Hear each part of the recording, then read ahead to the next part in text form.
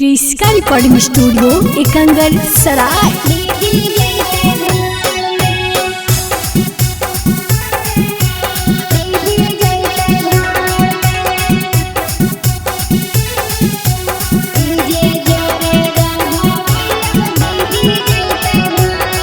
Presented by Kriska films. देखो थे online दिल गे जगल ही गजब के फील गे ए सखी।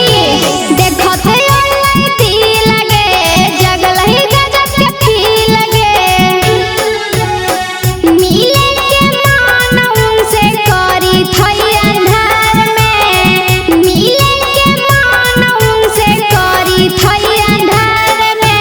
कैसा हूँ फसाइले भैया पाना हम प्यार में। जीजे जोरे रहवई अब दीदी जैते भाड़ में। कैसा हूँ फसाइले भैया पाना हम प्यार में। जीजे जोरे रहवई अब दीदी जैते भाड़ में। दीदी जैते भाड़ में। दीदी जैते भाड़ में।